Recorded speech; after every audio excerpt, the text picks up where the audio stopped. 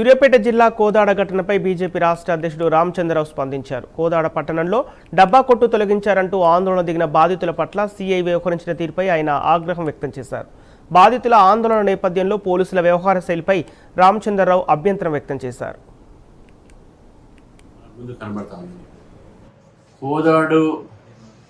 ఈరోజు కోదాడులో రోడ్ పక్కన ఉన్నటువంటి ఒక అనేక చిన్న వ్యాపారుల వారందరినీ కూడా బలవంతంగా ఖాళీ చేసి లాఠీ చార్జ్ చేసి వారి మీద దౌర్జన్యం చేసి కోదాడు పోలీస్ ఈరోజు కాంగ్రెస్ ప్రభుత్వం చేసినటువంటి ఒక దౌర్జన్యంలో ఇదొక మన ముందు కనబడతా ఉంది.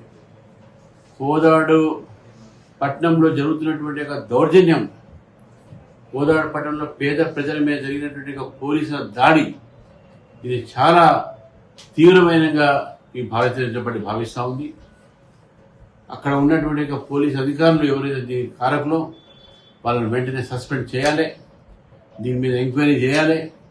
అదేవిధంగా ఎవరినైతే అక్కడ వారి యొక్క జీవన ఆధారాన్ని ఎవరినైతే ఖాళీ చేయించారో బలవంతంగా మళ్ళీ వాళ్ళకు అక్కడ వారి యొక్క దుకాణాలు పెట్టుకునేటటువంటి ఒక వెసులుబాటు చేయాల్సిందిగా నేను డిమాండ్ చేస్తా ఉన్నాం. ఈ రకమైనటువంటి ఒక పరిపాలన, ఈ రకమైనటువంటి ఒక పరిస్థితి కోదాడులో ఉన్నదంటే అరాచకాన్ని ఈరోజు ప్రభుత్వం సృష్టిస్తున్నది కోదాడులో అనే విషయాన్ని కూడా మనం గుర్తుపెట్టుకోవాలి.